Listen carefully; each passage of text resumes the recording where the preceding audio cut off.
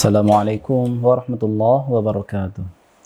Alhamdulillahirabbil alamin wassalatu wassalamu ala sayyidina Muhammadin wa ala alihi wa sahbihi ajma'in, amma ba'du. Sahabat Rumi yang dirahmati oleh Allah Subhanahu wa taala. Sekarang kita berada pada zaman yang penuh ujian dan penuh hiruk-pikuk yang kita hadapi setiap harinya. Kita berhadapan dengan orang, kita menemukan masalah, kita berhadapan pulang ke rumah, ketemu lagi dengan masalah.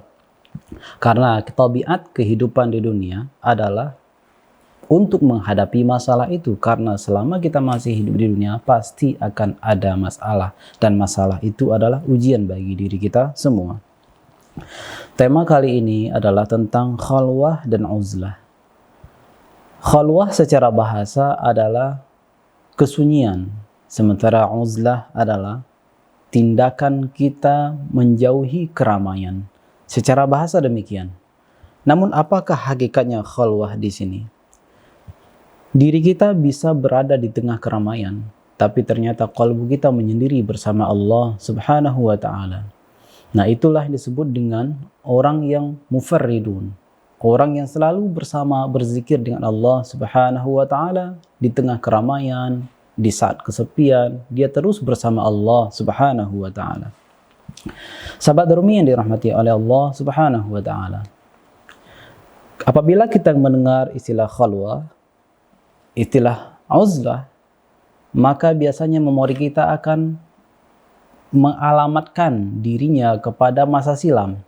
Seakan-akan khalwah dan uzlah itu hanyalah milik para ulama masa silam, para sufi-sufi masa lalu.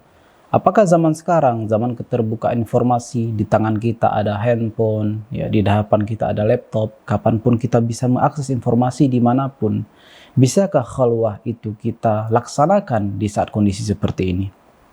Tentunya hal itu sangat bisa, sahabat Rumi dan rahmati Allah. Kenapa? Karena khalwah dan uzlah itu pada hakikatnya adalah wazifatul qalbi, tugas kalbu, bukan tugas fisik. Tapi oleh sebagian orang, untuk melatih kalbunya bisa berkhalwah bersama Allah, maka dia dilatih untuk berkhalwah secara fisik. Yang perlu kita tekankan, sahabat Rumi dirahmati Allah Subhanahu wa taala, apabila kita ingin berkhalwah, ingin menyendiri dari tengah-tengah manusia, maka yang harus kita tekankan adalah bukan menyelamatkan diri kita dari keburukan orang lain, tapi etikatkanlah supaya orang lain selamat dari keburukan kita. Maka dalam kitab Ar-Risalah Al-Qushairiyah, Imam Al-Qushairi mengatakan, "Wa min haqqil 'abdi idza athara al-'uzlata ay ya'taqida bi'tizalihi 'anil khalqi salamatan nasi min syarrihi wala yaqsuda salamatahu min syarril khalqi." Merupakan hak yang harus dilaksanakan seorang hamba apabila dia ingin memilih untuk uzlah, menyendiri, ya, meninggalkan keramaian. Apa yang menjadi tugas dia? Untuk meyakini dalam dirinya bahwa uzlahnya dia dari makhluk ini adalah supaya orang-orang selamat dari keburukan dia. Jangan pernah merasa supaya dia selamat dari keburukan orang lain. Kalau seorang yang merasa keburukan itu hanya pada orang lain, maka dia akan berkata, saya akan selamat dari orang lain.